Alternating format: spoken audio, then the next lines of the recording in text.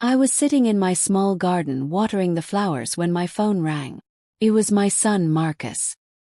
His voice was cold and mean when he said, "Mom, I'm moving to California tomorrow. I sold your car and the store Dad left you. I needed the money for my new business. Goodbye." Then he hung up. Just like that. 50 years of being his mother, and he threw me away like old trash. But I smiled a little smile because Marcus didn't know something very important. My name is Helen Martinez. I'm 68 years old. And I thought I knew everything about my boy. My husband Daniel died 8 months ago. He got sick very fast and left this world before we could say everything we wanted to say. Daniel owned a small corner store where he worked every single day for 30 years. He would wake up at 5 in the morning, make me breakfast, kiss my cheek and say, "Another beautiful day with you, my queen." Those were the last words he said before he got sick. After Daniel died, Marcus started coming to my house more often. Or that's what I thought was happening. He helped me close the store for a few days. He drove me to the bank. He even said, "Mom, you should rest more. Let me handle the hard stuff." I believed every word because he smiled when he said it. The store was our family's heart and soul. Daniel bought it when Marcus was just a baby. We didn't have much money back then, but we worked day and night to make it grow. Every birthday party, every school trip, every happy memory happened because of that little store. Marcus used to help us stack the shelves when he was young. He would bring his friends there after school. I cooked meals in the back room while Daniel served customers up front. It was our family's safe place. I never imagined Marcus would see it as just money sitting there waiting for him to take. And my car. That old blue station wagon was Daniel's favorite thing. He washed it every Saturday morning. He changed the oil himself. He parked it under the big tree in our yard to keep it cool. Marcus knew how much that car meant to me. Daniel's coffee cup was still in the cup holder. His favorite radio station was still saved. Sometimes I would just sit in that car and feel close to him again.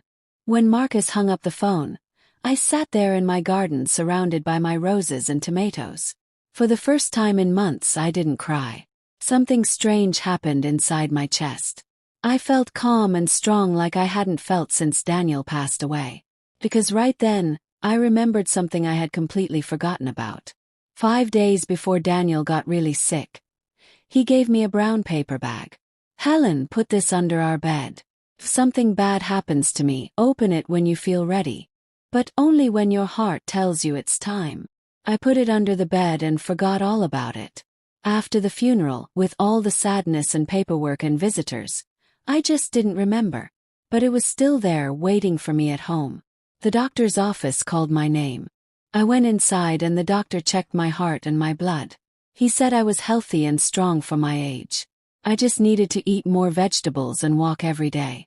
I nodded and smiled, but my mind was thinking about that brown paper bag and what secrets it held.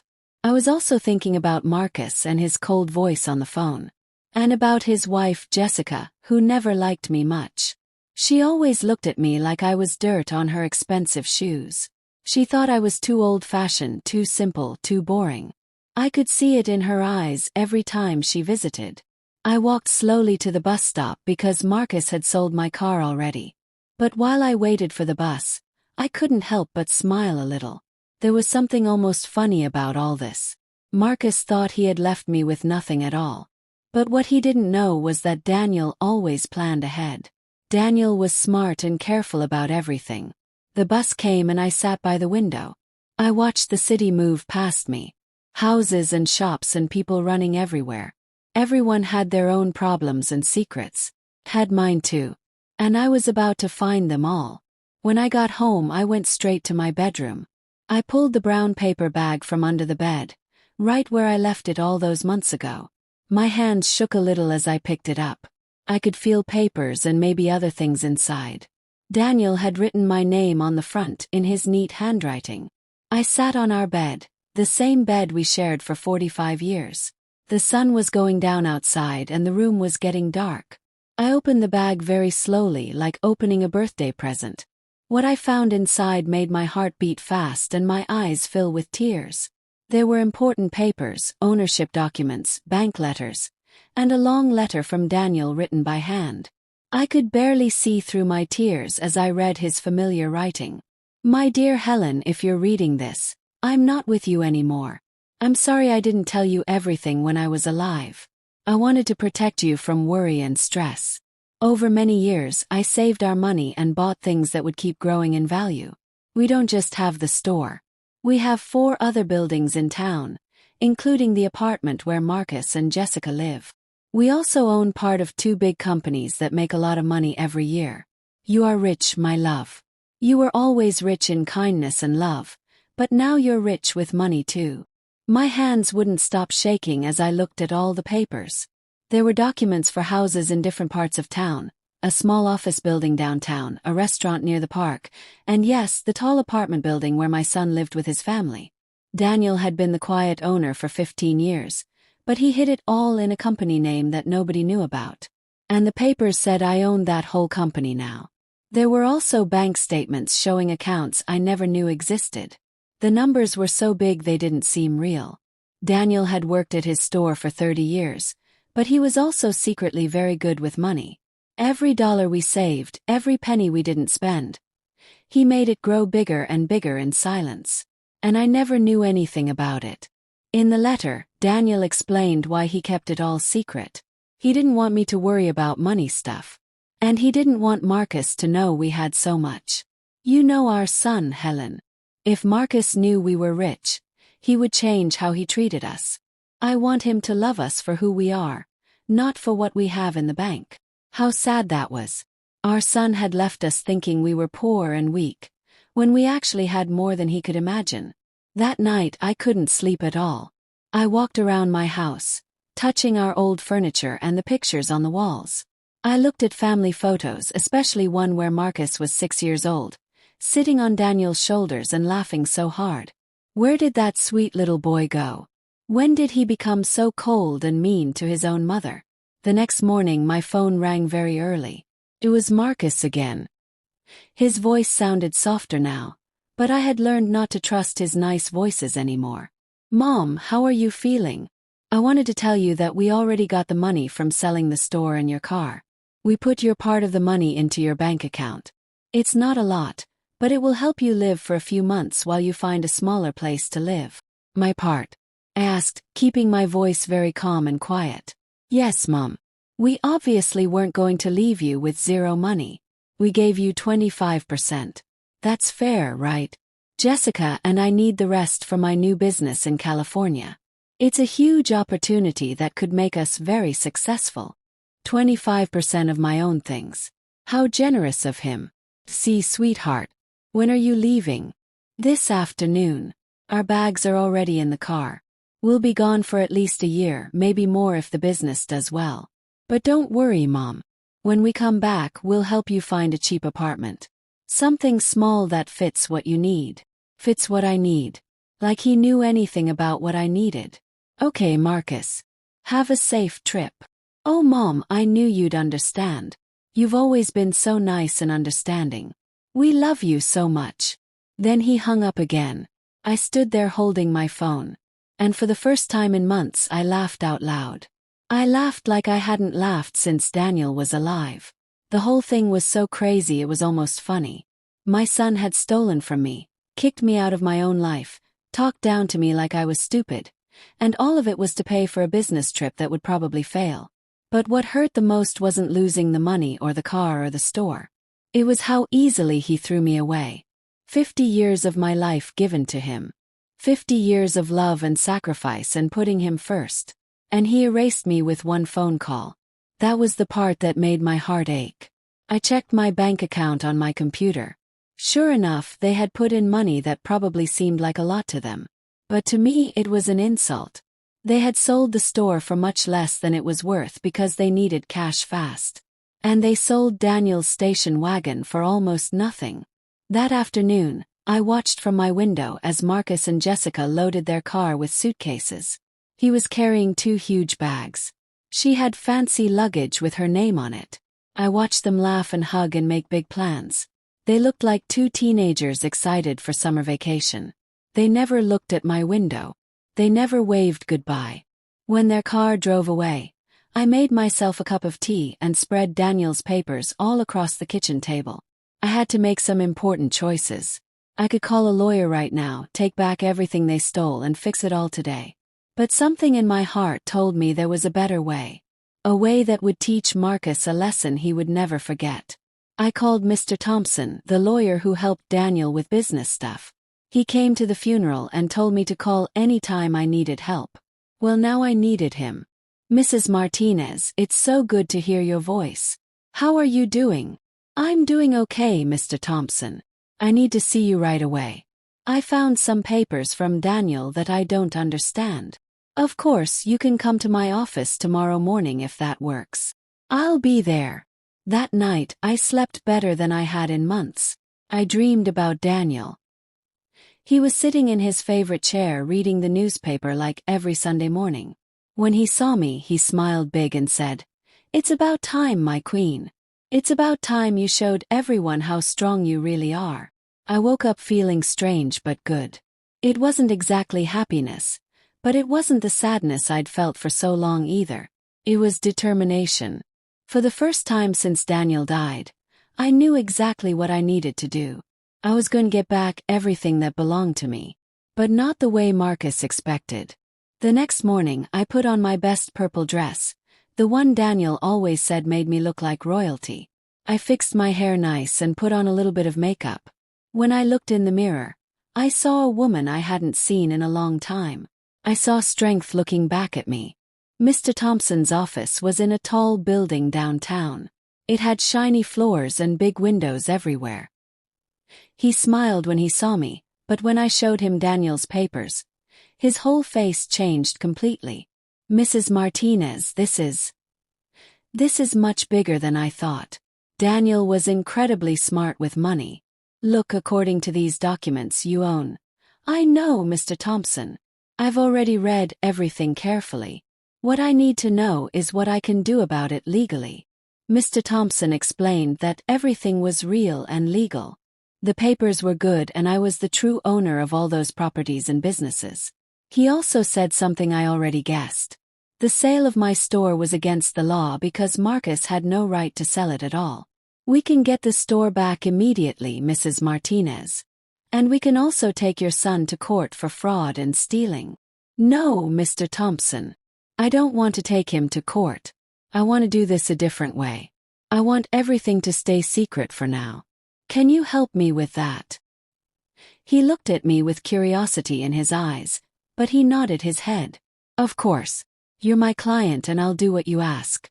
What exactly do you need?" "I need you to quietly get my store back. Do whatever paperwork is needed to cancel that fake sale.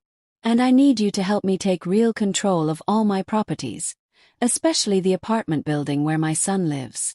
"I understand. This will take a few weeks to process, but it's completely possible to do." "Perfect. And Mr. Thompson, nobody can know I'm behind any of this. At least not yet." When I left his office, I felt like I had woken up from a very long sleep. I walked through the busy downtown streets, watching people and buildings and life happening all around me. But for me, everything was different now. I had a plan. The next few weeks were the strangest time of my whole life. To everyone else, I was just a poor old widow whose son had abandoned her. But secretly, I was a rich woman quietly taking back everything that belonged to me. Mr. Thompson worked fast and smart. Every few days he called me with news about how things were going. I decided to stay in my house for now. It was mine anyway, even though Marcus probably expected me to move to one tiny room somewhere. Every morning I woke up, ate breakfast at the same table where Daniel and I had shared thousands of meals, and then I went for a walk around the neighborhood. My neighbors would see me and wave. They all felt sorry for me because everyone knew what Marcus had done. Rosa, my neighbor for 30 years, came up to me one afternoon while I was picking tomatoes from my garden. "Helen, dear, is it true that Marcus went to California and left you all alone?" "Yes, Rosa. He went with Jessica. They have business plans out there." "And how are you going to survive, sweetie? Everyone knows Daniel didn't leave much money behind." If only you knew, I thought to myself. Don't worry about me, Rosa. I'll be just fine. Do you need anything? I can bring you food or help you shop. You must be so scared and lonely. You're very sweet, but I'm okay. Really? Rosa looked at me with that look I knew too well. It was the same look everyone gave me after the funeral. Pity mixed with relief that it wasn't happening to them. Well, you know where I am if you need help with anything. These conversations happened over and over again. The bread man, the mailman, the lady who sold flowers on the corner. Everyone talked to me in that soft, gentle voice people use with someone unfortunate. And I would smile and nod and thank them. But inside, a part of me enjoyed this little game. It was like living two lives at the same time. Mr. Thompson called me on a Wednesday morning with good news. Mrs. Martinez, I have great news. I was able to cancel the sale of your store. The people who bought it didn't know the sale was illegal, so they got their money back without any problems. The store is yours again. Excellent, Mr. Thompson. And what about the apartment building where Marcus lives? That one is more complicated. Technically, you've always owned it through the company. But we need to change some paperwork so you have direct control. That should take about 2 more weeks. Perfect. Keep me updated on everything. After I hung up, I sat in my kitchen with my coffee and thought about Marcus. He had been in California for 4 weeks now. I hadn't heard a single word from him. Not a phone call. Not a text message. Not even a postcard.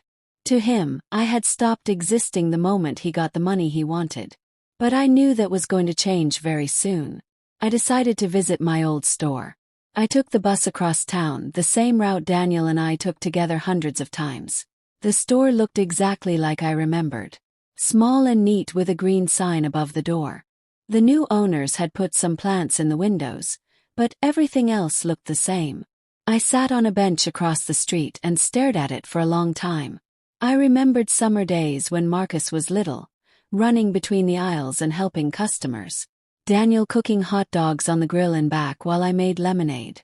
Marcus bringing his girlfriends there, and later bringing Jessica. All those happy times that he had turned into just another way to get money. A nice older man came out of the store and saw me sitting there. He walked over with a concerned look. "Are you all right, ma'am?" "Yes, thank you. I'm just remembering old times. I knew the people who used to own this place. I knew them very, very well. Oh yes, what a shame what happened. They told us the old lady was very sick and needed to sell quickly. We thought we got a great deal. But then it turns out the sale wasn't legal at all. We had to give it back." "Did you meet them personally?" "No, we did everything through a middleman. But he told us the son was handling everything because the mother was too sick to think clearly. Such a sad situation. If only you knew how sad it really was," I thought. "Well, I'm glad you didn't lose your money." "Yes, we were lucky. But now we have to find a different store to buy. We really liked this one a lot." I left there with a heavy feeling in my chest. It wasn't just about the money that hurt me.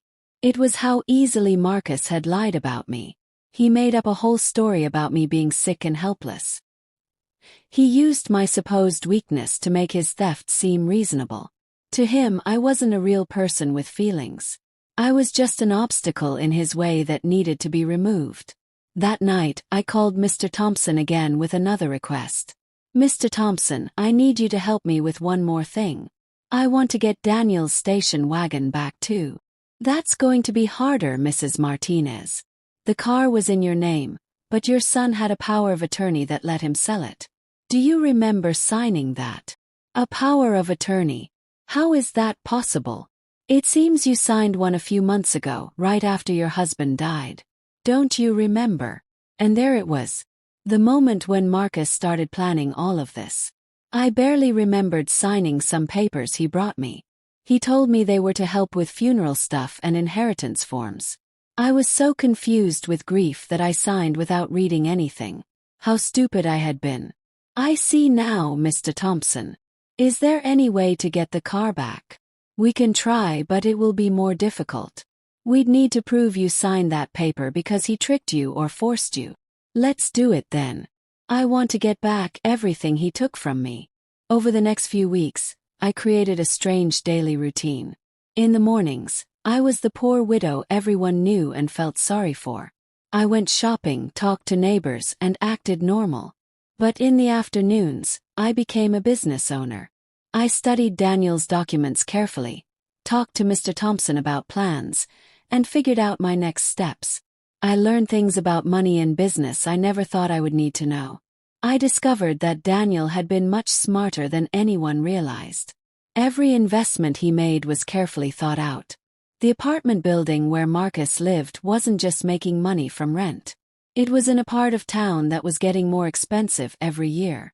I also found out that Jessica, Marcus's wife, had a lot of debt that nobody knew about. She had taken out loans using their apartment as a promise to pay it back. But she didn't know she wasn't the real owner of that apartment. When the banks figured this out, she was going to be in serious trouble. Mr. Thompson called me on a Friday with big news.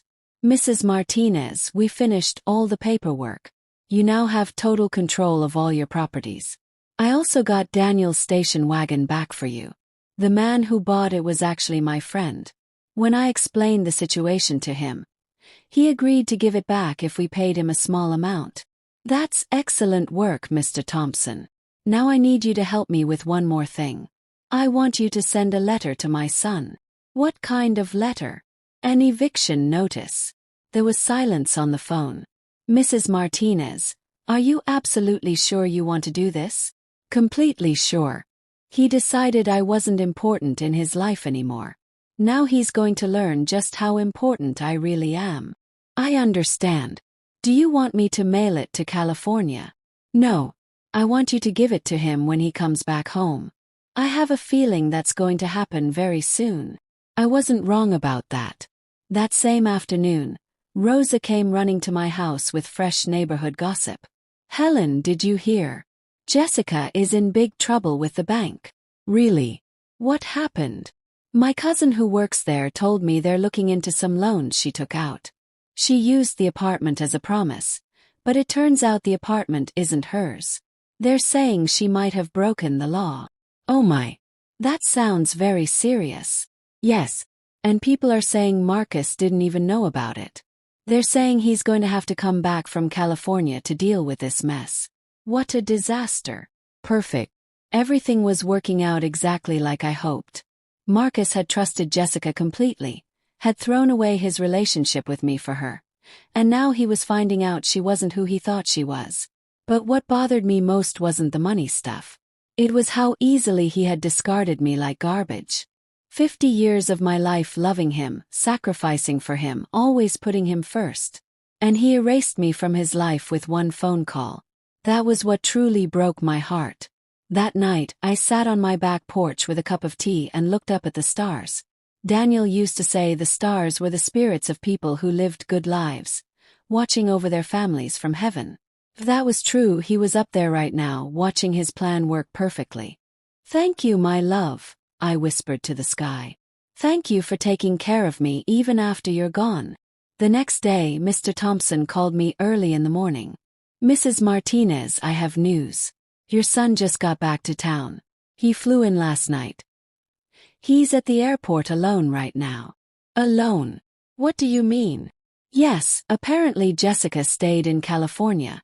People are saying they had a huge fight." "I see. Did you send the letter?" "I'm going to deliver it today. He should get it by this evening." I hung up and stood in my kitchen, feeling nervous and excited at the same time. After so many weeks of quiet planning, the moment for my first real move had finally come. Marcus was about to discover that his mother wasn't the helpless victim he believed she was. Marcus got to his apartment on Tuesday night. I knew this because Rosa, who seemed to have spies everywhere, came to tell me the next morning. "Helen, your son came home last night. I saw him arrive with just one suitcase. He looked terrible, pale and tired, like he'd been crying the whole flight." "Was he alone?" "Completely alone. And something strange, Helen. When he asked the building manager for his keys, he didn't have them. He had to get the emergency key to get into his own apartment." "That was interesting. Jessica had the keys, which meant she probably decided not to come back. Or maybe Marcus found out something about her and ran away. Either way, my son was back home, and very soon he would get my little welcome gift. Mr. Thompson called me that same afternoon. Mrs. Martinez, the letter was delivered 1 hour ago. The building manager confirmed that your son received it personally. Perfect. How long did we give him? 30 days to move out of the apartment, as the law requires. But Mrs. Martinez, are you sure you want to do this? He is your son after all. Mr. Thompson, my son kicked me out of my own life with one phone call. He sold my things without asking me. He treated me like I was trash in his way. Now he's going to learn that every action has a consequence. I understand. I just wanted to make sure you thought about all the effects this will have. I have thought about it, Mr. Thompson. I've thought about everything very carefully. That night I couldn't sleep at all. I stayed awake imagining Marcus's face when he read the letter. First he would be confused, then shocked, then panic. He would probably think it was a mistake, that someone was trying to scam him. But when he called to check, he would find out everything was completely legal and real. The next day, like she was waiting by her phone, it rang at 8 in the morning. It was Marcus, and his voice sounded desperate and scared. Mom, I need to talk to you right now. Good morning, sweetheart. How was California? Mom, I don't have time for small talk. I got a really weird letter yesterday. It says I have to leave my apartment in 30 days. This has to be a mistake, right? Do you know anything about this? An eviction notice. That's very strange. From who? From some company I never heard of before. It's called... Wait, let me find the letter again. Martinez Holdings Incorporated. Do you know anything about this company, Mom? Daniel had used our family name for the company. How perfect that was. No, sweetheart. I've never heard that name before in my life. Are you sure the letter is real and legal? That's what I'm trying to find out. Mom, I need your help. I don't know what to do. Jessica left me in California. She ran off with some young guy she met at a gym. And now I come home to this mess. I don't understand what's happening to my life. So that was the truth. Jessica had abandoned him just like he abandoned me. Probably when the money ran out or when she realized his legal problems were worse than she thought. Poor Marcus. He had given up his family for a woman who didn't really care about him. I'm so sorry, sweetheart. Where are you now? I'm in the apartment, but who knows for how long. Mom, can I come see you? I need to talk to someone I trust. I don't have anyone else left. The irony was perfect and painful. Now that he had no one else, he suddenly remembered he had a mother. Now that the woman he chose over me was gone, I was good enough again. Of course, sweetheart. Come over whenever you're ready. I'm coming right now. I hung up and looked at myself in the bathroom mirror. I had to look perfect for this performance. I put on my simplest gray dress, pulled my hair back in a plain bun, and practiced my worried mother face. When Marcus arrived, he would see exactly what he expected to see. A poor, weak widow who had been abandoned by her only child. Marcus showed up an hour later. When I opened the door, I was shocked by how terrible he looked. He had lost weight. He had dark circles under his eyes. His expensive clothes looked wrinkled and dirty. His eyes were red from crying. Mom, he said, and for a second I thought he would hug me.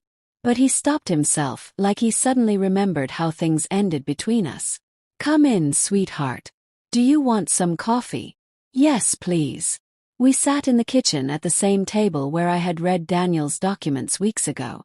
Marcus looked small and lost in that chair, just like when he was a little boy coming to tell me about problems at school. Mom, I'm so sorry for how I left. I know I didn't treat you right. I said horrible things to you. That's in the past, sweetheart.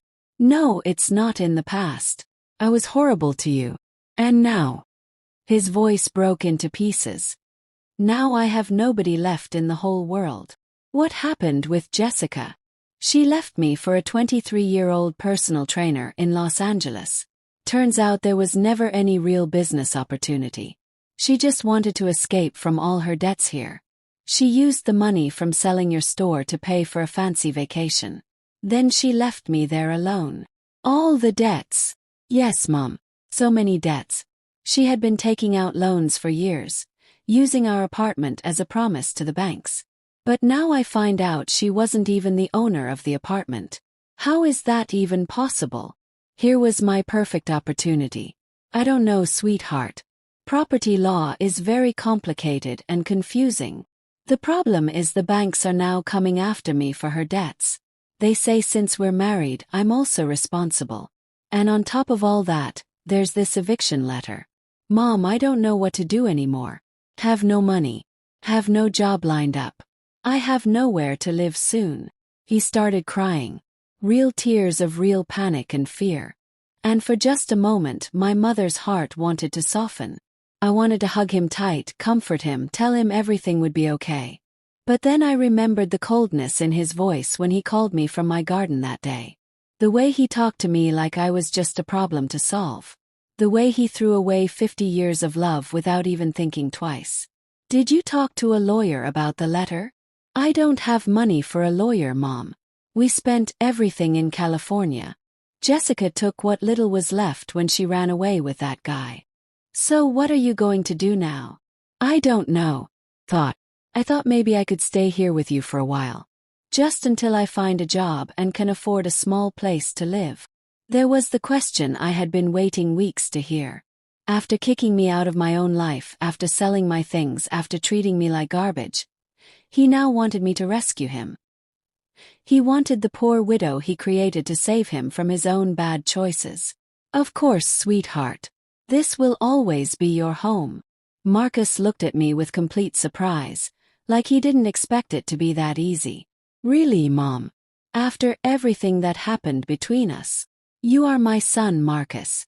That will never change, no matter what. He stood up and this time he did hug me. It was a desperate hug from someone drowning and grabbing onto the only thing they can find. I hugged him back too. But it wasn't with the blind love from before. Now there was planning in my hug. There was strategy and purpose. Thank you, Mom. I promise I'll find a job soon. I won't be a burden on you. Don't worry about that right now. Just rest and recover. Then we'll see what your options are. Marcus left that afternoon to pack some things from his apartment. I stayed in the kitchen thinking about how easy that was. He came to me exactly like I planned. Broken, desperate, with no other choices. And best of all, he suspected nothing at all. To him, I was still the poor abandoned mother who needed his pity. But this was only the first part of my plan. Having him live with me would give me the perfect chance for the next phase. I was going to let him settle in and feel safe. I was going to let him believe he found a safe place in my house. And then, when he least expected it, I was going to teach him the difference between being poor because you choose to be and being poor because of consequences. That night, I called Mr. Thompson with new instructions. Mr. Thompson, I need you to do something else for me now. Tell me, Mrs. Martinez. What do you need? I want you to investigate Jessica's debts. I want to know exactly how much she owes, who she owes it to, and what legal options exist to separate those debts from my son. That will take some time, but it's definitely possible. Good. And Mr. Thompson, this has to stay completely secret. Nobody can know I'm behind this investigation. Of course, Mrs. Martinez. May I ask what your final goal is with all of this? My goal, Mr. Thompson, is very simple. I'm going to save my son from this mess. But first, he has to truly understand what it means to hit rock bottom and have nothing. When I hung up, I poured myself a glass of the special wine Daniel had been saving for important occasions. It had been a long time since I had an occasion this important. The game had started. And for the first time in months, I was holding all the good cards. Marcus moved into my house the next day. He arrived with 2 suitcases and 1 cardboard box. That was all that was left of his old life. I watched him unpack in his childhood bedroom, the same room he slept in during high school. I could see shame and embarrassment in every movement he made. He had gone from living in a fancy apartment to sleeping in his kid's bedroom again. "Mom, I found this in the apartment," he said, holding up a small yellow envelope. "It was hidden in Jessica's drawer. It has your name written on it." It was another one of Daniel's envelopes. My heart started beating faster, but I kept my face calm and normal. "My name? That's odd." "Yes, look right here." He showed me the envelope. It definitely had my name on it in Daniel's handwriting. But this envelope was different from the one I found under the bed. This one was smaller and newer looking. "Maybe Jessica found it in Dad's old stuff when he died and forgot to give it to you," Marcus said quietly. "That's possible. Can I see it?" I opened the envelope right in front of him. Inside was a short note and a tiny silver key. The note said, "Helen, if you're reading this after you got my main envelope, it means our son is having a hard time right now. This key opens a safe box at First National Bank downtown. The box number is 189. There's something in there that can help you help him. But use it wisely and carefully. With all my love forever, Daniel." Marcus read the note over my shoulder, his eyes getting wide. A safe box. Dad had a safe box at the bank. I never knew that. I didn't know either. Your father kept a lot of secrets, apparently. Do you think we should go see what's inside? I don't know, sweetheart. Maybe it's better to just leave things alone. But Mom, maybe there's something important in there. Documents or, I don't know, maybe something valuable that could help us. The desperation in his voice was so clear. Marcus was holding on to any tiny possibility of finding a way out of his mess. And I was going to let him hold on just a little bit longer before I showed him the complete truth. "Okay," I said after pretending to think about it. "We can go look tomorrow." That night Marcus and I ate dinner together for the first time in months. He cooked the meal, trying to be helpful and useful. But the food tasted like guilt and desperation. He told me more details about what happened in California. Every story was worse than the one before. "Jessica lied about everything, Mom. Not just the business opportunity but the debts too. I thought she only owed a little bit of money. But it turns out she owes over $150,000 to different banks and loan companies. How is that even possible? She was gambling online, Mom. For years. And she used my name to get some of the loans without me knowing anything about it. Can she do that legally? She forged my signature on documents. When I married her, I gave her some papers to handle our joint bank account. I never imagined she'd use them for something like this. Do you have any way to prove you didn't know? I don't think so. It's all so complicated and confusing. The banks are saying that since we were married, I'm responsible for everything she did anyway. What about divorce? I don't even know where Jessica is now. She disappeared completely. Her phone is turned off. She doesn't answer emails. Nothing. It's like she vanished into thin air. Perfect. Jessica had run away like the coward she always was, leaving Marcus to face all the consequences alone. In a way, she had done me a favor. Now my son was experiencing exactly what I felt when he abandoned me. The betrayal of someone he trusted completely. I'm so sorry, sweetheart. I had no idea things were this bad. I didn't either, Mom. Thought Jessica loved me. I thought we were going to build a great life together. But it turns out I was just an easy way for her to get money and documents she could use. Marcus started crying again. How could I have been so stupid and blind? How did I not see who she really was? It was tempting to tell him that I saw the warning signs from the very beginning. That I tried to warn him years ago that Jessica seemed fake and selfish. That she never seemed trustworthy to me. But that would have broken my act as the kind and understanding mother. Love can make us blind sometimes, sweetheart. Don't blame yourself too much. But Mom, I didn't just ruin my own life. I ruined yours too. I treated you so badly. I took your store and your car and your things. And all of it was to give to a woman who abandoned me the first chance she got.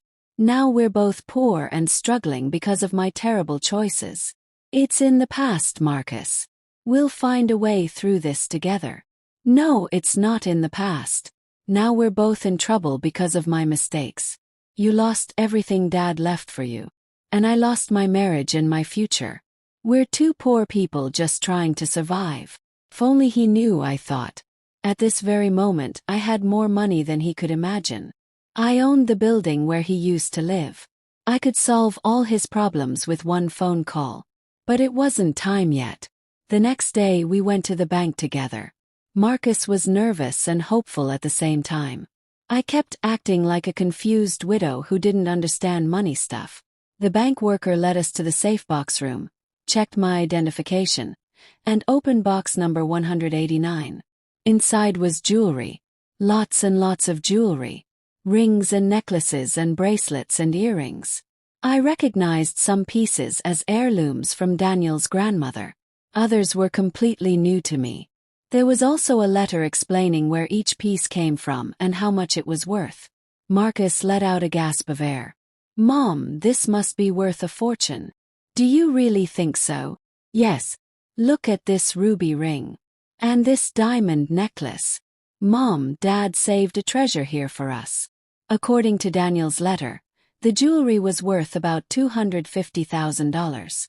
It was a lot of money, but it was nothing compared to all my other assets and properties. It was like finding some pennies under the couch when you have $1 million in the bank. What should we do with all this, Mom? I don't know, sweetheart. These are family memories and history. But Mom, we could sell some of the pieces. With this money you could get your store back. And I could pay off some of Jessica's debts and start fresh. There it was again.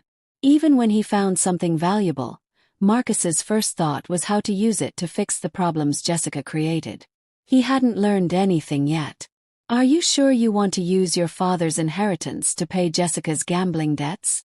What other choice do I have, Mom? If I don't pay something soon, the banks are going to take everything I have. And technically, I don't own anything anyway. Everything was in Jessica's name, or so I thought. Think carefully, sweetheart. Once you sell these jewels, you can't ever get them back. I know, Mom. But what else can I do? I can't get a decent job with all these legal problems hanging over my head. No good employer wants to hire someone with this much trouble following them around. We took the jewelry home. Marcus spread it all out on the kitchen table and looked at each piece carefully.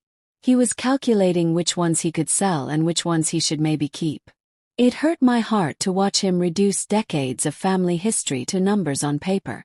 Mom, I think I can get about $220,000 for most of the jewelry, he said one afternoon, counting everything on the table. It's less than I hoped for, but it's enough to pay the most urgent debts. Are you absolutely sure you want to do this? I have no choice. If I don't pay something very soon, they'll take everything. Even this house could be at risk if they prove I have some kind of legal connection to any properties. How ironic the whole situation was. Marcus was worried about losing a house that I owned. He was paying debts for a woman who betrayed him. He was using money from jewelry that belonged to the same man who created the fortune that could save him from all this. And how will you decide which debts to pay first? I talked to a free financial advisor at the community center. She told me to pay the debts that have real property attached first. Those are the ones that can lead to foreclosure and losing things immediately. Marcus had grown up so much in these few weeks. The man who sold my things without asking was now carefully researching every financial choice. The suffering had made him more responsible, but it also made him more fragile and broken. That night, while he was organizing all the debt papers on the table, I got a call from Mr. Thompson. Mrs. Martinez, I have a complete report on Jessica's debts. The situation is worse than we initially thought. How much worse? She owes close to $250,000 to various banks and also to some private lenders. What's more concerning is that she used forged documents with your son's signature for many of these loans. That means Marcus is legally on the hook for most of it. Can we prove he didn't know about any of it? It's complicated. If we can prove she forged his signature and he had no knowledge, we might get him out of some debts. But it's going to be a long and expensive legal process. How expensive? For a good lawyer who specializes in these kinds of cases, probably around $60,000. And there's no guarantee it will work. I understand. And what if he just pays all the debts himself? If he has access to that much money, that would be the fastest and easiest solution. But I seriously doubt he has that kind of cash available. Mr. Thompson, I want you to prepare all the necessary legal documents to get my son out of these debts. But don't tell him anything about it yet. You're going to pay for everything, Mrs. Martinez. I'm going to do whatever it takes to protect my son. But this has to be handled in a very specific way that teaches him what he needs to learn. When I hung up, I found Marcus in the living room staring at the jewelry with such a sad expression on his face. He looked lost and alone, like a child who broke his favorite toy and doesn't know how to fix it. What are you thinking about, sweetheart? About Dad. About how disappointed he would be if he could see what I did with my life. Your father loved you very much, Marcus. He would understand and forgive you. No, Mum. He taught me to be responsible and honest. He taught me to value family above everything else. He taught me not to be selfish and greedy. And I did the exact opposite of all of it. I abandoned my own mother for a woman who turned out to be a liar and a thief. I sold my family's memories for quick money. I destroyed everything he built with his own hands. For the first time since he came back, I heard real regret in his voice. It wasn't just feeling sorry about the consequences. It was true understanding that he had done something morally wrong and hurtful. People make mistakes, sweetheart. The important thing is learning from those mistakes and growing. But how do I learn from this, Mom? How do I fix all the damage I caused to you and to myself? There was the question I had been waiting weeks to hear him ask. Marcus was finally ready to face the truth about his actions and their consequences. But it wasn't time yet to show him my final card. First, I had to let him hit absolute rock bottom completely. The next few days were crucial for my plan. Marcus decided to sell almost all the jewelry, keeping only Daniel's wedding ring and a small pin that belonged to his grandmother. I watched him get ready to visit jewelry stores, research fair prices online, and negotiate with buyers. It was painful to see him turn decades of family history into business deals. But it was necessary for him to understand the real weight and cost of his decisions. Mom, I got $220,000 for the jewelry, he told me one afternoon, counting cash and bank checks on the kitchen table. It's less than I hoped, but it's enough to pay the most dangerous debts. Are you completely sure you want to do this? I have no choice at all. If I don't pay something right now, they'll take everything. Even this house could be at risk. The irony was so thick I could almost touch it. Marcus was worried about losing a house that I owned, paying debts of a woman who abandoned him, using money from jewelry that had belonged to the man who secretly created the fortune that could save him. How will you decide which debts get paid first? The advisor told me to focus on the ones with property as collateral. Those can lead to immediate foreclosure and seizure. Marcus had matured so much in these weeks. The man who sold my things without asking was now carefully investigating every financial decision like his life depended on it. The suffering had made him more responsible, yes, but also more humble and broken. That night, while he organized debt documents on the table, Mr. Thompson called with important news. Mrs. Martinez, I have significant news. We managed to locate Jessica finally. Where is she? In Las Vegas, just like your son suspected. But here's the interesting part. She's trying to marry some rich old man she met at a casino. It's clearly a scheme for his money. A scheme for money. Yes. It appears the man is elderly and quite wealthy. She's planning to marry him quickly, and then who knows what her plans are after that. But the important thing is we found evidence that she deliberately forged your son's signature with a specific intention of escaping the country if needed. That means Marcus can get out of the debts completely. With this evidence, yes, we can prove fraud and forgery. Your son won't have to pay anything for what Jessica did behind his back. It was perfect. I had a way to save Marcus from all his debts legally, without him suspecting that I had the money to do it easily. Mr. Thompson, I want you to start the legal process immediately. Don't tell my son anything yet. I want the whole process completely finished before I tell him. I don't want to give him false hope that might not come true. Understood completely. This will take approximately 3 weeks, maybe a month at most. Perfect. That's exactly what I need. When I hung up, Marcus looked at me with curiosity in his tired eyes. Who was that, Mom? Just a lady asking about Mrs. Chen, our neighbor 2 houses down. She had the wrong number. Lying had become surprisingly easy. Every day that passed, I felt more comfortable with this double life I was leading. On one side, I was the poor abandoned mother Marcus believed me to be. On the other side, I was a wealthy woman quietly arranging my son's salvation and education at the same time. Over the next 2 weeks, I watched Marcus struggle with choices he never had to make before in his life. How to make food last longer. How to negotiate with angry creditors on the phone. How to look for a job when your reputation is ruined. It was cruel but necessary education. Mom, I went to 5 job interviews today, he told me one evening, coming home with swollen feet and exhaustion all over his face. 3 of them said they can't hire me because of the legal problems. One said I was overqualified. The last one offered me a night shift job at a warehouse moving boxes. Are you going to take it? I don't have any other choice. It pays very little, but it's better than nothing at all. And I can work nights so I can keep looking for something better during the day. Seeing my son, who had lived a comfortable, easy life for over 40 years, preparing to move heavy boxes at night broke something inside my heart. But it also filled me with pride and hope. He was finally facing reality head-on without expecting someone else to magically solve his problems for him.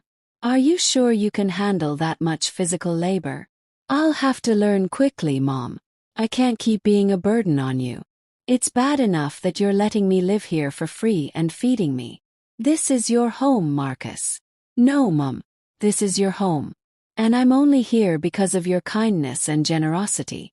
But I'm not going to take advantage of it forever. I'm going to earn my way back to independence. One night, while Marcus was at his first warehouse shift, Rosa came to visit me. She sat in my kitchen drinking tea and looking at family photos on the walls. Helen, I have to ask you something personal. What is it, Rosa? Did you know Marcus was going to come back in this condition? What do you mean exactly? Well, when he left for California, he seemed so confident and sure of himself. So arrogant, really. He talked about the amazing life he was going to have, about how successful Jessica and her business plans were. And now he's back here completely broken, working a warehouse job, living in his childhood bedroom. Life certainly takes strange turns, Rosa. Yes, but there's something else I noticed. I've been watching Marcus these past days. And he seems different. Not just sad but changed. Like he learned something important and hard. Rosa had always been very observant and perceptive about people. What do you think he learned? I think he learned the value of things he used to take for granted. Like having a mother who loves him no matter what stupid things he does. Maybe you're right. Helen, can I tell you something honest? When Marcus left and treated you so terribly, many of us thought you would never forgive him or take him back. But here you are, taking care of him again. Giving him a home when he has absolutely nowhere else to go. He's my son, Rosa. That doesn't change. Yes, but not every mother would do what you're doing. Especially after being treated the way you were treated by him. If Rosa only knew the complete and full truth. That I had the power to solve all of Marcus's problems with one signature. But I was choosing to let him suffer and struggle a while longer so he would learn the full lesson life was teaching him. Do you think I'm doing the right thing, Rosa? I think you're doing what a good mother would do. But I also think Marcus needs to fully understand and appreciate what he lost when he abandoned you so coldly. What do you mean by that? I think he needs to value you not just as the mother who rescues him when he's drowning. He needs to see you as the strong woman who built a stable, good life for 50 years. He needs to respect you deeply, not just need you desperately. Rosa had hit the nail right on the head. That was exactly the whole point of my entire plan from the beginning. I didn't want Marcus to come back to me just out of desperation and having no choice. I wanted him to come back out of genuine respect and mature love that he chose.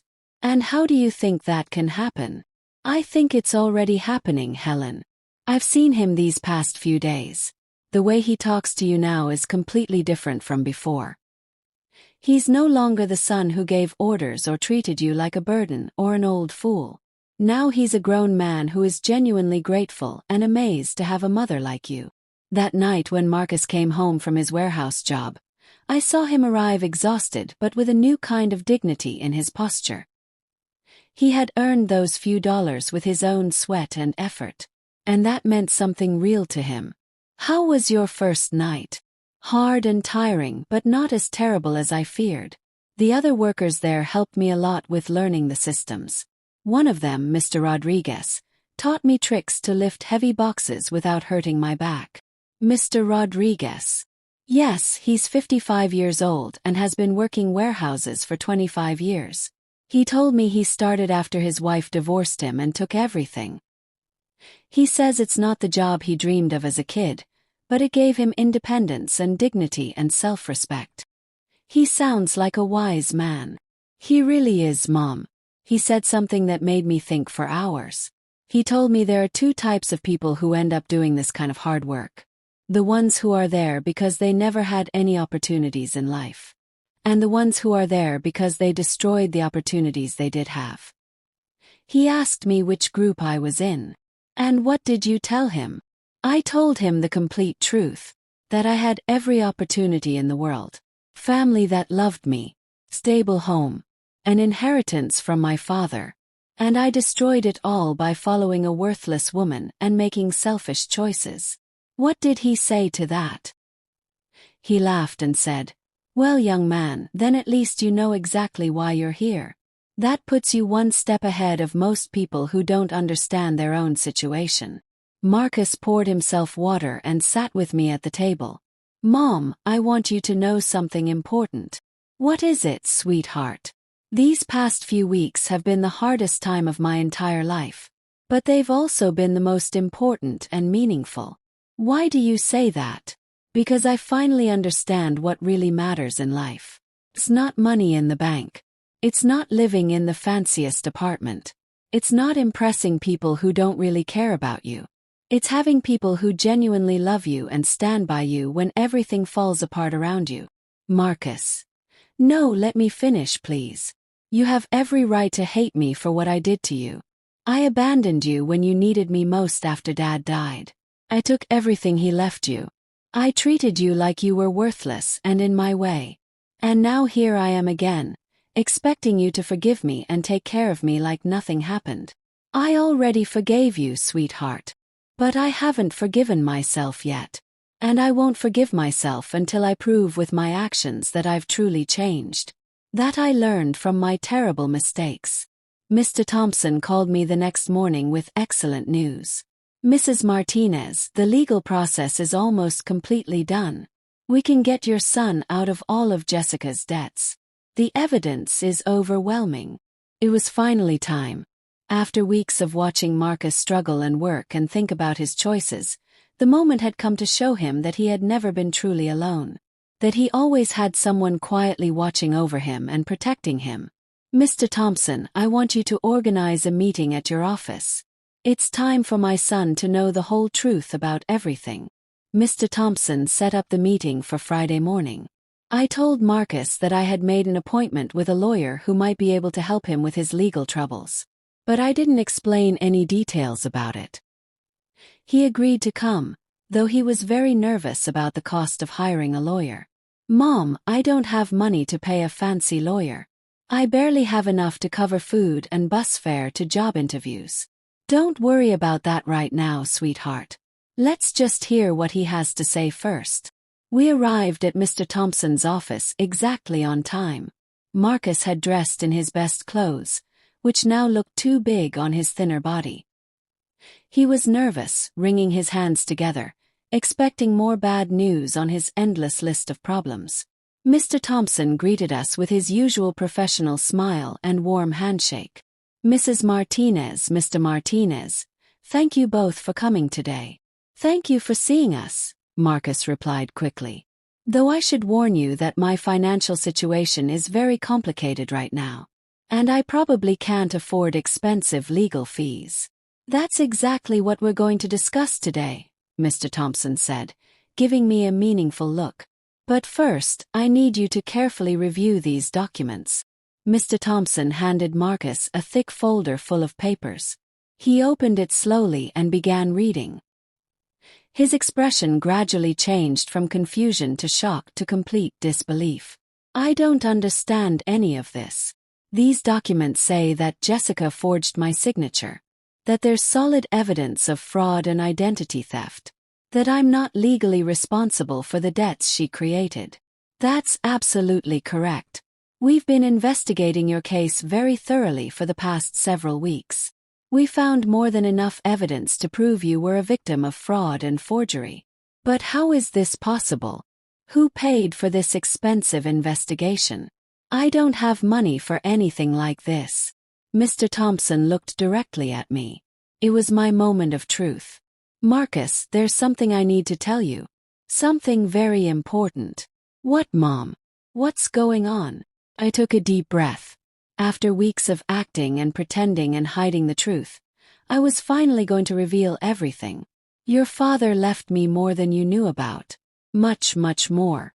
What do you mean? Mr. Thompson, please show him the other documents now. Mr. Thompson took out a second folder and handed it to Marcus. This time, the papers were property deeds, bank statements, investment certificates, and business ownership documents. The entire fortune Daniel had built in secret over decades. Marcus read in complete silence for several long minutes. His face went through every possible emotion. Confusion, disbelief, shock, anger, and finally deep understanding and realization. Mom. This says you own the apartment building where I used to live with Jessica. Yes, that's correct. And that you have several other properties around town, multiple bank accounts, investment portfolios, part ownership in companies. Yes, all of that is true. This means when I sold your store it was actually illegal because you were the real owner. The sale was fraud. Yes, I already got it back weeks ago. Marcus stared at the papers, his hands shaking, trying to process and understand everything. How long have you known about all this? Since the day you called me from my garden and told me you sold everything. That same day I found your father's envelope. You knew all this when I came back from California begging for help? Yes, I knew everything. You knew you could solve all my problems easily when you watched me cry every single night? Yes, I knew. There was a long, heavy silence in the office. Marcus closed the folders carefully and looked directly into my eyes with an expression I couldn't quite read. Why, Mom? Why did you let me suffer when you could have helped me instantly? This was the question I had been preparing for during all these weeks. Because you needed to learn something you couldn't learn any other way, sweetheart. Learn what? You needed to learn the true value of the things you lost and threw away. The value of family and respect and responsibility and honest work. When you abandoned me, it wasn't just money or property you took from me. It was my dignity as a person. It was my trust and love. It was decades of sacrifice I made for you. Marcus started crying, but these weren't tears of self-pity like before. These were tears of genuine understanding and shame. I abandoned you when you needed me most after Dad died. Yes, you did. I treated you like garbage, like you were worthless. Yes, you did. And you saved me anyway from this disaster. Yes, but not in the way you expected me to. I didn't save you by just handing you money so you could keep making the same mistakes over and over. I saved you by letting you hit rock bottom completely, so you could learn to save yourself and stand on your own feet. Mr. Thompson quietly intervened with important information. Mr. Martinez, your mother has paid all the legal expenses to free you from Jessica's debts. She also recovered all the properties that were sold illegally. You are completely free of legal problems now. And what about the warehouse job I just got? Marcus asked, looking at me with new eyes. You can quit if you want to, I said carefully. But I really hope you don't. Why would you want me to keep doing hard labor? Because that job is teaching you something you never learned when everything was easy and handed to you. It's teaching you the value of your own effort and sweat. The dignity of honest work. The importance of valuing every single dollar you earn with your hands. Marcus wiped his tears and looked at me with an expression I hadn't seen in many, many years. It wasn't the look of a son who needs his mother to rescue him. It was the look of a grown man who truly respects another person. Do you forgive me, Mom? Can you ever forgive me for what I did? I forgave you a long time ago, sweetheart. The real question is whether you can forgive yourself. I don't know if I can. I did things that seem unforgivable to me now. People make mistakes, Marcus. Even terrible mistakes. The important thing is what we do after we recognize and admit those mistakes. Mr. Thompson quietly left us alone in his office for a few private minutes. Marcus and I sat in silence, processing everything that had happened and been revealed. Mom, I want you to know something important. Even if you didn't have all this money, even if you really were the poor widow I thought you were, I still would have learned the exact same lesson. What lesson is that? That there is absolutely nothing more valuable in this world than having someone who loves you unconditionally. No matter what. During these past few weeks, the only thing that kept me from falling apart completely was knowing I had a home with you. That no matter how badly I ruined my life, you were still my mother. That will never change, Marcus. Ever. I know that now. But I also know I can never, ever take that love for granted again. I have to earn it and deserve it every single day with respect, with gratitude, with actions and not just empty words. We left Mr. Thompson's office with a completely new and different relationship. We were no longer just mother and son connected by blood and obligation. We were two adults who had consciously chosen each other after going through the hardest test imaginable. The weeks that followed were about rebuilding. But not the kind of rebuilding Marcus expected. Even though he now knew I had more than enough resources to solve all his problems instantly, he made a surprising decision. He decided to keep his night warehouse job.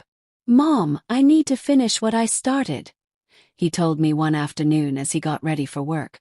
I can't just go back to an easy, comfortable life and pretend like none of this happened. Are you sure?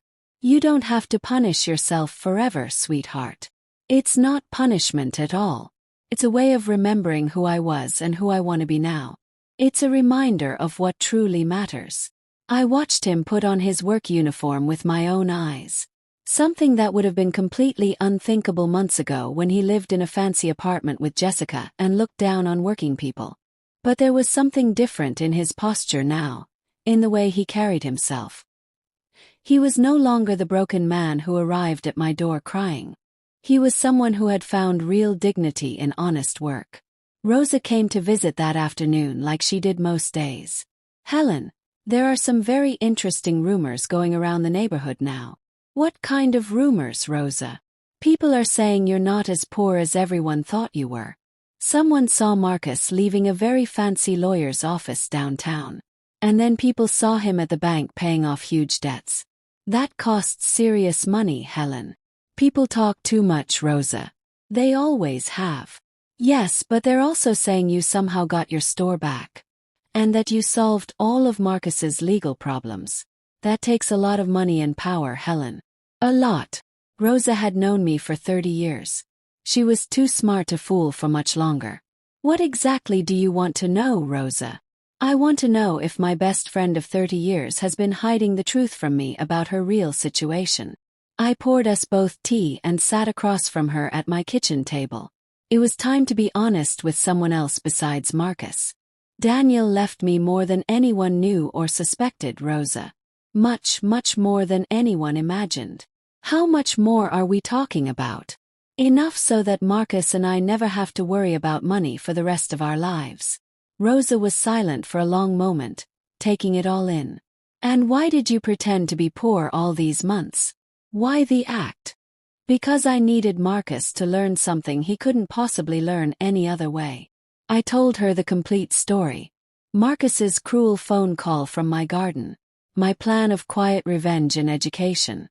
The weeks of watching him hit rock bottom and struggle. And finally, The revelation in Mr. Thompson's office about everything. Helen, that's both brilliant and terrible at the exact same time. Terrible. Why terrible? Because you let your own son suffer terribly when you could have helped him immediately with one phone call. But also brilliant because I completely understand why you did it that way. You do understand. Yes, absolutely.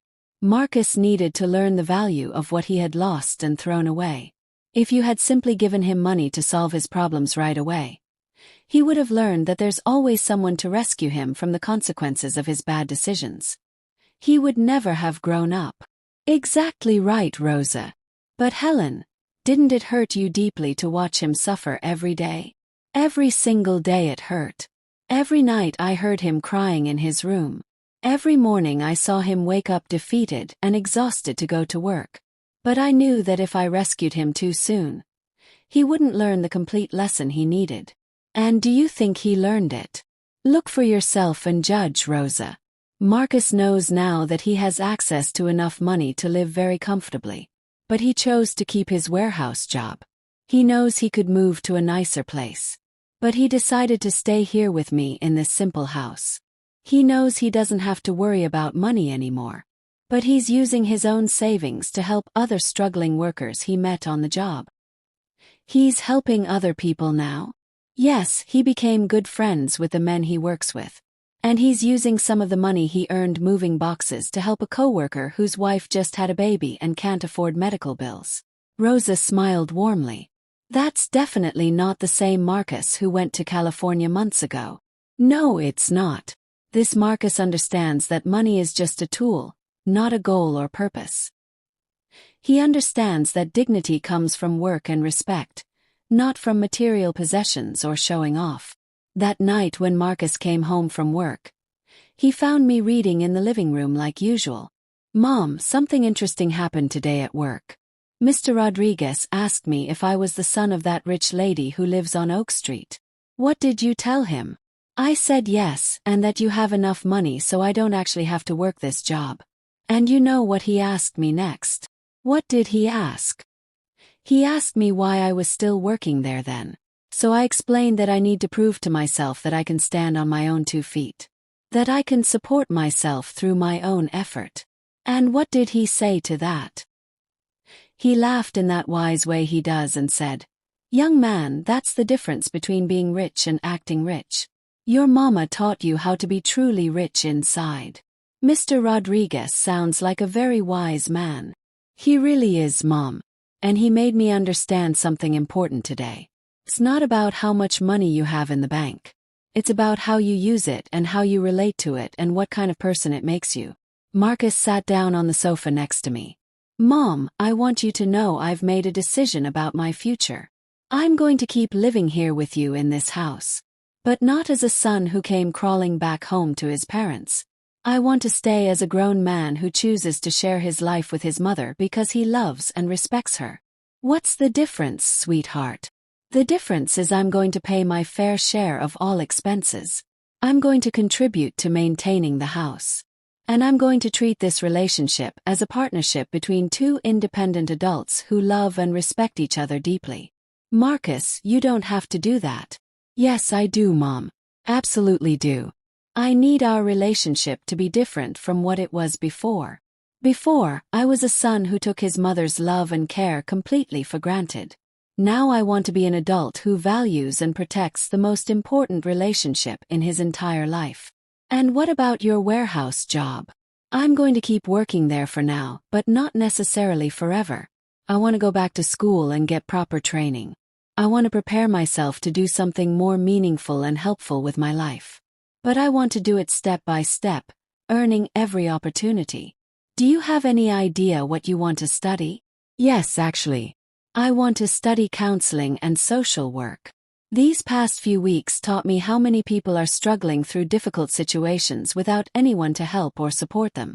I want to use the resources we have to help other people who are going through what I went through. People who made mistakes and need a second chance. It was absolutely perfect. Marcus had not only learned to value what he had. He had found a way to use his painful experience for something good and constructive. And what about Jessica? Mr. Thompson told me she got arrested in Las Vegas for trying to scam that old man. She's facing serious charges now. But honestly, Mom, I don't care about her anymore at all. That whole part of my life is completely over and done. You don't feel any anger or need for revenge? No, nothing like that. Jessica actually did me a huge favor without even knowing it. If she hadn't abandoned and betrayed me, I never would have hit rock bottom like I did. And if I never hit rock bottom, I never would have learned to truly value what I have. I never would have become the person I am today. That night, for the first time in many months, I went to bed feeling completely at peace with everything. My plan had worked perfectly. Marcus had not only learned the lessons he desperately needed to learn, he had come out of the experience as a stronger, wiser, and more compassionate human being. Daniel would have been so incredibly proud of both of us. 6 months later, our lives had found a new balance that neither of us could have imagined before all this happened. Marcus finished his counseling certificate program with excellent grades. And I decided to use some of our resources to start a foundation helping families dealing with financial abuse and elder abandonment. Mom, the acceptance letter from the university came today, Marcus said one morning, walking into the kitchen with an envelope. I was accepted into the master's program in social work. I start next semester. That's wonderful news, sweetheart. I'm so proud of you. But Mom, I want you to know I'm paying for it myself with my own savings. I've been saving money from my warehouse job. The salary isn't huge, but I learned to live on very little and save the rest. Marcus had learned to live simply and value every dollar he earned through his own hard work. Are you sure about that? We can easily afford the tuition. I know we can, Mom. But I need to do this on my own. It's part of who I am now. It's part of my growth and healing. Rosa came to visit that afternoon, as she had done nearly every week for the past months. She had become a close confidant to both of us, watching our transformation with genuine fascination and joy. Helen, I have to confess something to you, she said, pouring herself a second cup of tea. What is it, Rosa? At first, months ago, I thought you were being very cruel to Marcus by not helping him immediately. And what do you think now after seeing everything? Now I think you were the wisest, most loving mother I've ever known in my entire life. Look at your son, Helen. Really look at him carefully. It was true. The Marcus sitting in the living room studying for his exams was completely different from the one who left for California all those months ago. This Marcus had a calmness and peace that came from deep inside. A confidence that was based on his own achievements and growth, not on material possessions or other people's opinions. Did you know I saw Marcus at the grocery store yesterday buying food for a family he's helping through his volunteer work? Rosa continued. He hadn't told me about that. And when I asked him why he was using his own money instead of the foundation's budget, he told me that some things can't be measured in official budgets or spreadsheets. That some acts of kindness have to come from the heart. That night Marcus and I had dinner on the back porch. It had become our special tradition. It was our time to talk about the day, plan for the future, and simply enjoy each other's company in comfortable silence. Mom, I got a very strange letter in the mail today, he said, cutting his salad. From who? From Jessica, believe it or not. My whole body tensed up. Jessica. She wrote to you. From where? From jail in Nevada. Apparently she was sentenced to 3 years for fraud and attempted theft. In the letter, she says she regrets everything she did. She wants to ask for my forgiveness. And how do you feel about that? Honestly, Mom, I don't feel anything at all. No anger. No sadness. No desire for revenge or to hurt her back. It's like that whole part of my life happened decades ago in another lifetime, not just months ago. Are you going to write back to her? No, I don't think so. Not because I hate her or want her to suffer, but because there's simply nothing to say. The Angela who married her doesn't exist anymore. This Marcus has nothing to talk to her about. I was genuinely impressed by the maturity and wisdom in his voice. The man sitting across from me had developed an inner strength that came from hitting bottom and climbing back up completely on his own. Do you know what this whole experience taught me, Mom? What's that, sweetheart? That real love isn't the kind that tells you what you want to hear and makes everything easy. Real love is the kind that teaches you what you need to learn, even when it's painful and hard. Even when it would be easier to just fix everything. That's a very difficult lesson to learn, Marcus. Jessica told me what I wanted to hear constantly. She made me feel special and important. She convinced me I deserved a life of luxury without any effort or work.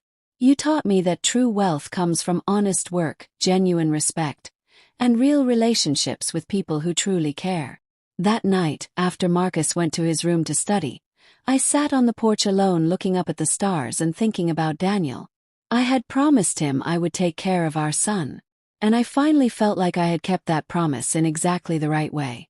I hadn't taken care of Marcus by just giving him money when he needed it. I had taken care of him by teaching him to take care of himself. I hadn't saved him by solving all his problems for him. I had saved him by letting him learn to solve them on his own. The next day was Sunday. We had planned to visit my old store together for the first time since I got it back. Marcus hadn't wanted to go there before. He said he needed time to process everything that happened and come to terms with his choices. "Are you ready?" I asked him as we got into Daniel's old station wagon that I also got back. "I think so, Mom. I think I'm finally ready." The drive was quiet but comfortable and peaceful. When we arrived, Marcus stood outside the truck for a long moment, just staring at the store where he had spent so many childhood summers. "It looks exactly the same as I remember," he said finally, his voice thick with emotion. "Some things never change, sweetheart. But people do. And you are not the same person who sold this store months ago." We went inside together. The store was clean and organized, exactly as Daniel and I had kept it for 3 decades. Marcus walked through slowly, touching the shelves and counters, looking at old family photos I had hung back on the walls. "Mom, I want to apologize for something specific."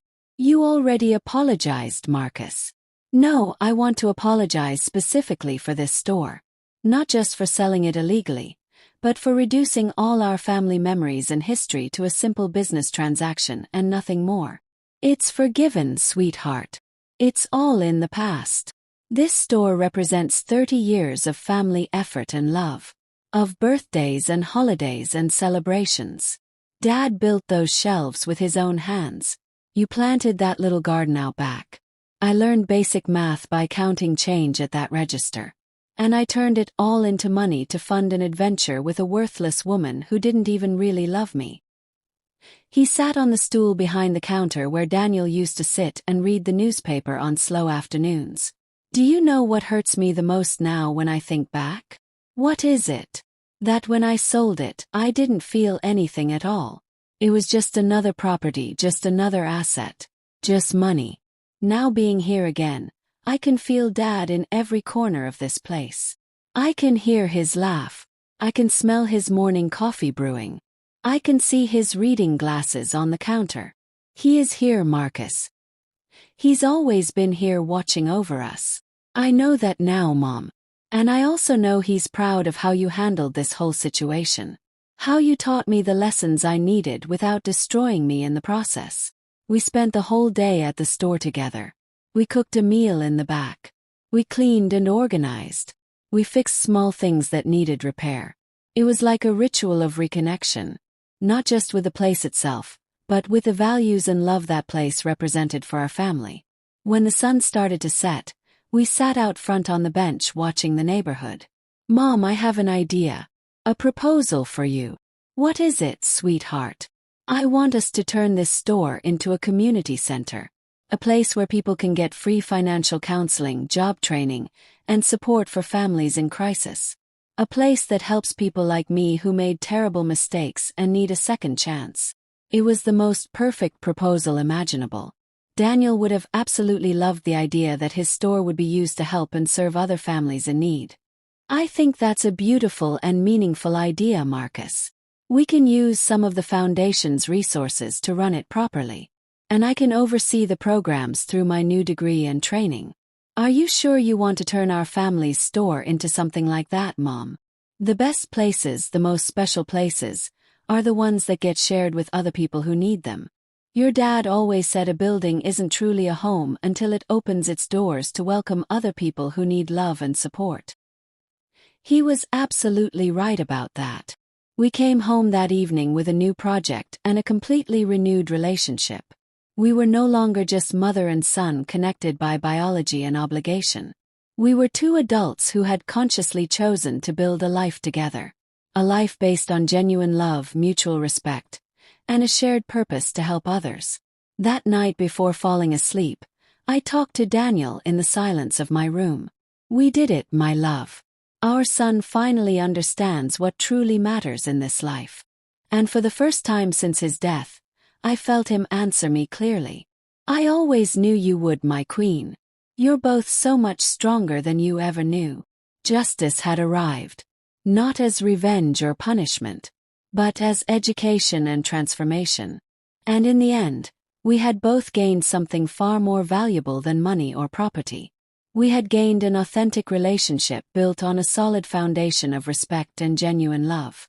A foundation that no future crisis could ever destroy again.